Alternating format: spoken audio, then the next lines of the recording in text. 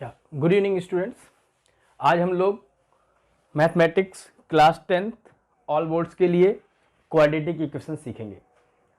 Quadratic equation में सबसे पहले हमें ये देखना है कि हम लोगों ने बेसिक्स क्या पढ़ा हुआ है, क्लास 9th में क्या पढ़ा हुआ है, ये क्वाड्रेटिक इक्वेशन फॉर्म कहाँ से हुआ है वो हमें सीखना है। तो आपने देखा होगा क्लास 9th में कि क्वाड्रेटिक इक्वेशंस जो है सबसे पहले हम देखते हैं कि किसी पॉइंट को रिप्रेजेंट कैसे किया जाता है।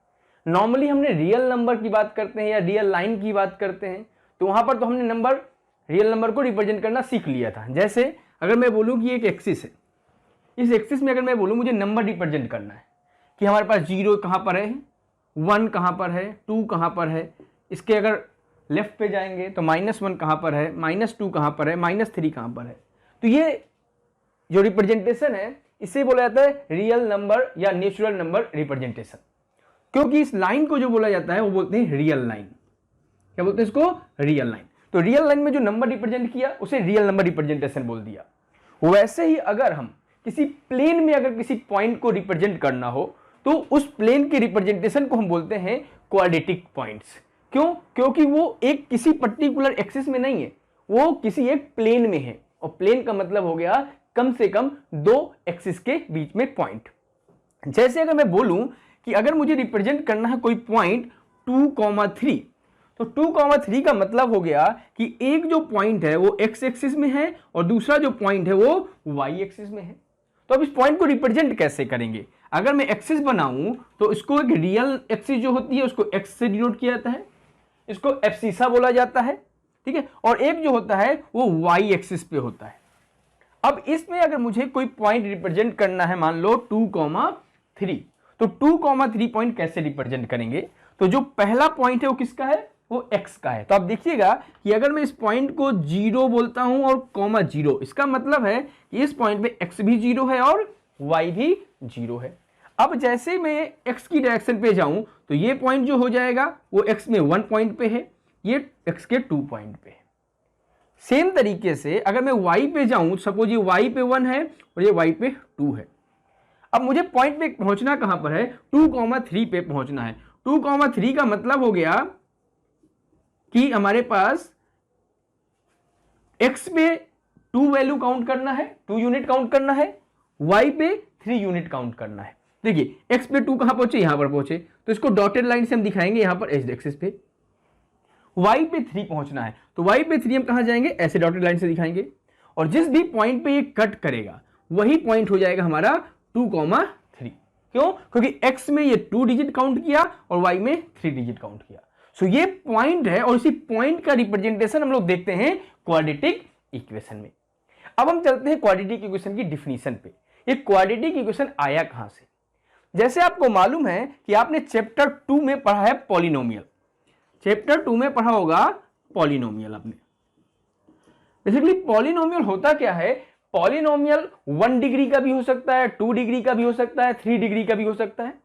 जो अपने पॉलिनोमियल 2 डिग्री का पढ़ा, यानी पॉलिनोमियल सेकेंड ऑर्डर बोल दें, यानी उसकी पावर 2 होनी चाहिए। तो अगर सेकेंड ऑर्डर पॉलिनोमियल की बात करते हैं तो उसे बोला जाता है क्वाड्रेटिक। क्या बोलते हैं? क्वाड्रेटिक। अब ये क्वाड्रेटिक जब इक्वेशन के फॉर्म में लिख देते हैं, जब इसको क्वाड्रेटिक को इक्वेशन के फॉर्म में लिखेंगे सो उसको बोला जाएगा क्वाड्रेटिक इक्वेशन।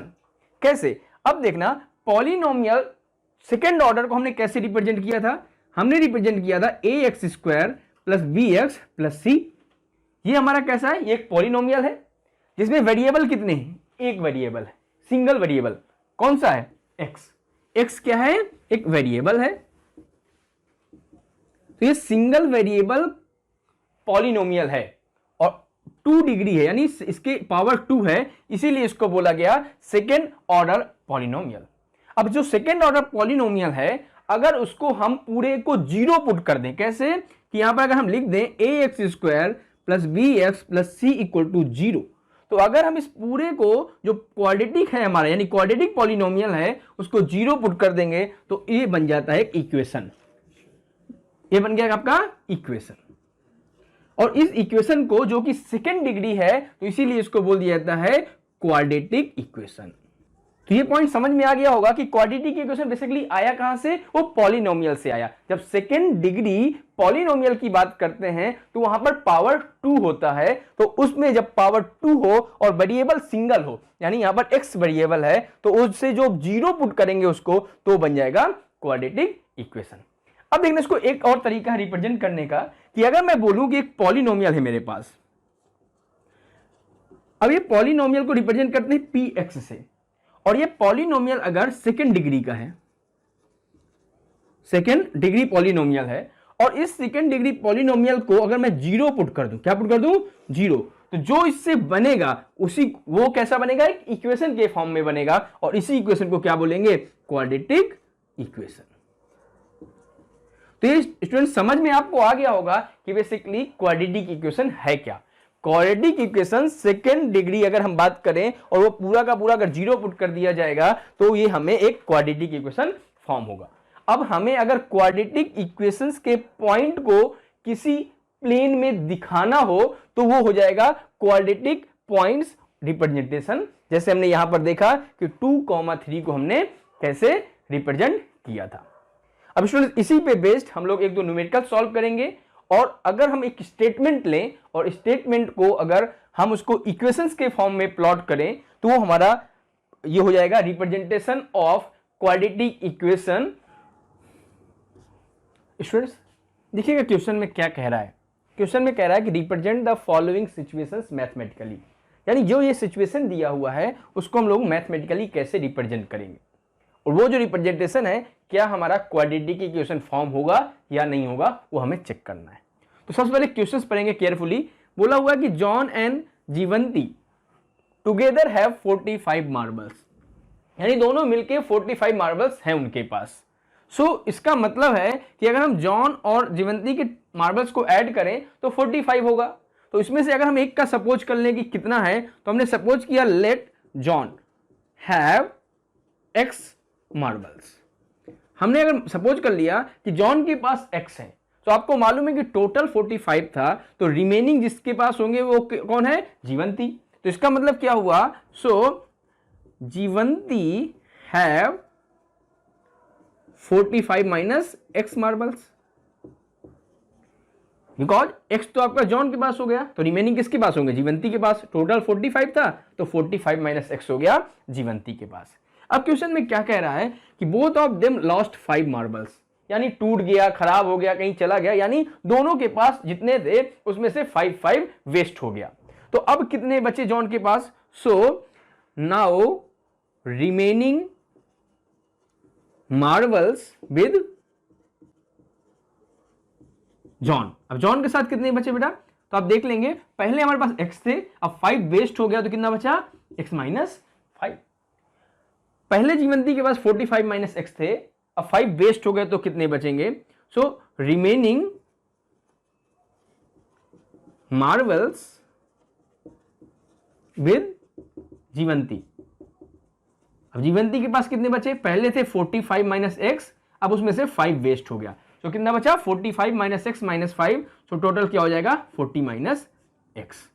तो अब ये हमारे पास x माइनस 5 हो गया जॉन के पास और 40 माइनस x हो गया जीवंती के पास। अब क्वेश्चन में क्या बोला देखिएगा, and the product of the number of marbles they now have is 124। इसका मतलब क्या हुआ कि वेस्ट होने के बाद अब इनके पास कितने बचे, तो इसके पास है x माइनस 5 और इसके पास है 40 माइनस x, इन दोनों का प्रोडक्ट जो होगा वो कितने हैं 124। तो इन दोनों के नंबर जो हो जाएगा x minus 5 and product with 40 minus x, total कितना दिया हुआ क्वेश्चन में 124 दिया हुआ है। अब क्या पूछा है, we would like to find out how many marbles they had to start with, यानी उनके पास कितने कितने मार्बल्स से स्टार्ट हुआ था, यानी स्टार्टिंग में जॉन के पास कितने थे और जीवंती के पास कितने थे वो फाइंड करना है। तो अभी देखिएगा इनको सिंप्लीफाई करेंगे, सिंप्लीफाई आपको आता होगा, पहले x का मल्टीप्लाई इन दोनों में करेंगे फिर 5 का मल्टीप्लाई करेंगे, तो करके देखिएगा x का मल्टीप्लाई 40 के साथ तो 40x, फिर ये क्या होगा x का मल्टीप्लाई x के साथ माइनस एक्स स्क्वायर, फिर माइनस 5 का हो जाएगा तो क्या हो जाएगा माइनस 200 आ जाएगा, और फिर क्या आ जाएगा माइनस माइनस प्लस और 5x इक्वल टू 124। अब इसको और सिंप्लीफाई कर लेंगे तो यहाँ क्या बचेगा माइनस एक्स स्क्वायर बचा प्लस 45x बचा माइनस 200 और माइनस 124 इक्वल टू 0। अब इसको हम लोग और सिंप्लीफाई करेंगे, और आपने पॉलिनोमियल में पढ़ा होगा जीरोज फाइंड करना। जीरोज कैसे फाइंड करते हैं? जीरोज फाइंड करने के लिए इक्वेशंस को जीरो पुट करते हैं और उसके रूट्स फाइंड करते हैं। जो भी x की वैल्यू आएंगी, क्वाड्रेटिक है तो यहां पर 2 वैल्यू आएंगी, तो जो x की वैल्यू आएंगी वही इसके जीरोज होंगे, और जो पॉजिटिव जीरोज होगा उसी को हम लोग कंसीडर करेंगे। तो यहां पर देखेंगे इसको सिंप्लीफाई करके, तो minus X square plus 45x minus 3 to 4 equal to 0। Minus से मल्टीप्लाई कर दीजिए तो क्या बचेगा, X square minus 45x plus 324 equal to 0। So this is your quadratic equation. अब देखिए क्वेश्चन में तो पूछा है कि कितने से स्टार्ट किया, बट हम अभी क्या सीखने वाले हैं, सिर्फ और सिर्फ मैथमेटिकल रिप्रेजेंटेशन। क्वेश्चन में ये नहीं पूछा कि आपको पूरा का पूरा वैल्यू फाइंड करना है। अगर आप वैल्यू फाइंड करना चाहते हैं तो क्या करेंगे, इसको फॉर्मूला मेथड से x की वैल्यू फाइंड करेंगे या फैक्टर मेथड से x की वैल्यू फाइंड करेंगे और उस x की वैल्यू यहां पर पुट कर देंगे, तो जॉन और जीवंती की वैल्यू आ जाएगी। फॉर्मूला मेथड सभी को मालूम होगा। अगर x की वैल्यू फाइंड करना है तो क्या होता है, minus B plus minus square root of B square minus 4ac upon 2a। ये कैसे आता है, बिकॉज हमारा क्वाड्रेटिक इक्वेशन जो स्टैंडर्ड फॉर्म है, जो अभी मैंने बताया था, वो क्या होता है बेटा, ax square plus B X plus C equal to 0।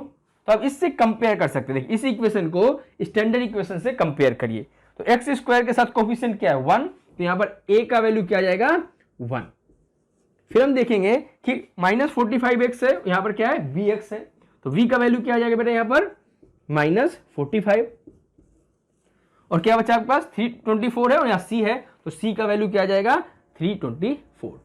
ये सारी वैल्यू हम फॉर्मूला मेथड में पुट करेंगे तो यहां पर x की वैल्यूज आ जाएंगी, वही हमारा क्या हो जाएगा, फाइनल आंसर हो जाएगा। तो यहां पर सिर्फ और सिर्फ हमें क्या करना था, mathematical representation of quadratic equations. Students ये है एग्जांपल नंबर 1 का सेकंड पार्ट। इसमें क्वेश्चन पढ़िए क्या बोल रहा है कि कॉटेज इंडस्ट्री जो है वो प्रोड्यूस करती है सर्टेन नंबर ऑफ टॉयज, और वो बोला हुआ है कि उसमें से ईच टॉय का कॉस्ट भी दिया हुआ है, और बोला है कि जो टोटल कॉस्ट है वो कितना है 750 रुपीज। तो हमें फाइंड क्या करना है कि कितने टॉयज एक दिन में प्रोड्यूस हो रहे हैं। तो सबसे पहले हम यही सपोज कर लें कि कितने टॉयज प्रोड्यूस हो रहे हैं। तो हमने सपोज किया लेट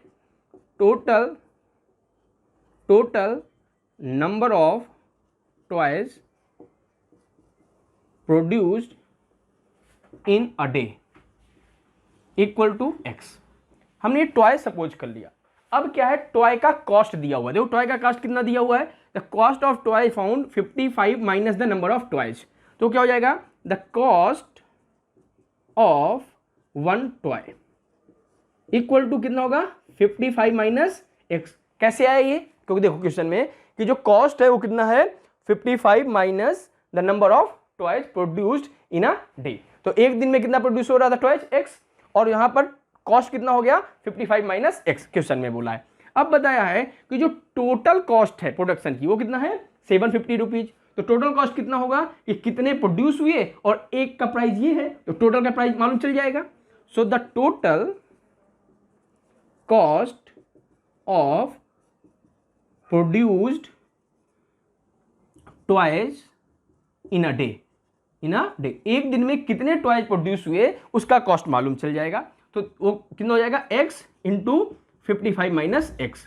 अब क्वेश्चन में देखिए कि जो टोटल कॉस्ट है वो कितना दिया हुआ है students 750 rupees. That means x into 55 minus x will be 750।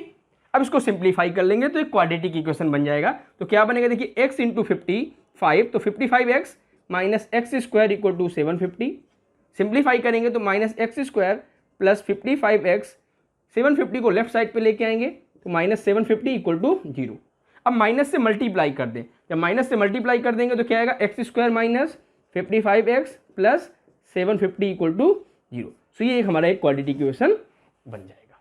तो यही हमें करना था पार्ट 1 और पार्ट 2 में, दोनों में क्या बताना था कि जो इसका मैथमेटिकल इक्वेशन है वो कैसे रिप्रेजेंट होगा। तो आप यहां से देख सकते हैं कि ये कैसा होगा, एक क्वाड्रेटिक इक्वेशन। ये क्या हुआ, एक क्वाड्रेटिक इक्वेशन। कैसे मालूम चला कि ये क्वाड्रेटिक इक्वेशन है, क्योंकि क्वाड्रेटिक इक्वेशन का बेसिक फॉर्म होता है ax square plus B X plus C equal to 0। So अब जब हम इससे कंपेयर करेंगे तो ये हमें मालूम चल रहा है कि ये पॉलिनोमियल है सेकेंड डिग्री का, और जब वो पॉलिनोमियल सेकेंड डिग्री का इक्वल टू 0 होता है तो उसे क्या बोला जाता है? Quadratic equation.